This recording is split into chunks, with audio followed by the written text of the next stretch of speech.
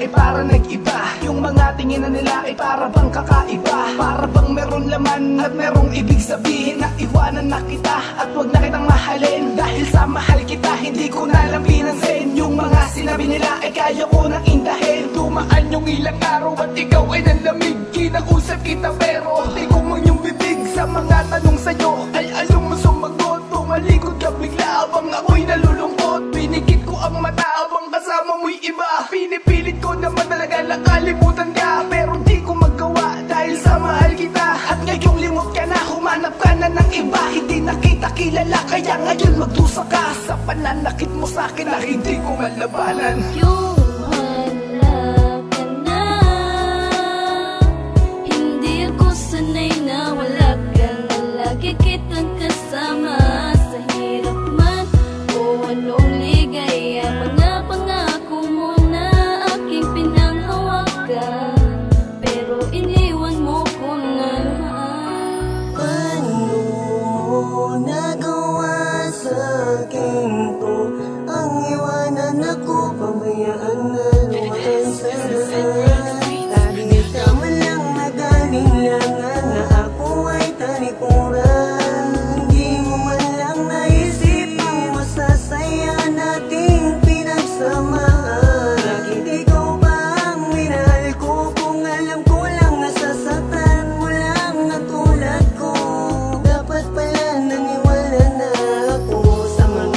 Sabi ng mga tao na ikaw ay manloloko. Pinaniwala mo lang ako sa mga peking paglalambing mo.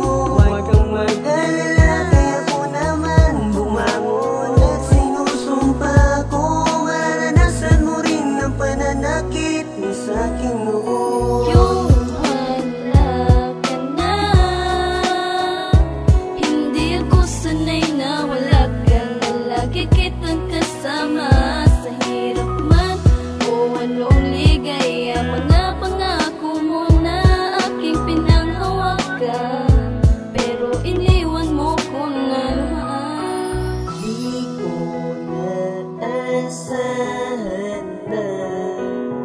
Ika'y magbalik dahil takot na kung masaktan.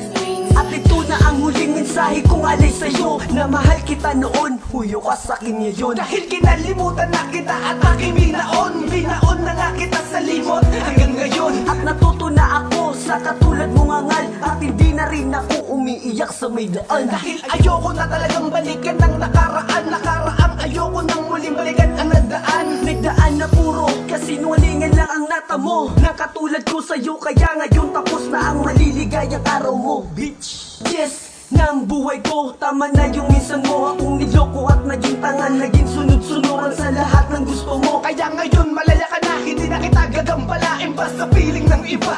Sa piling ng iba, hindi na kita gagambalain pa.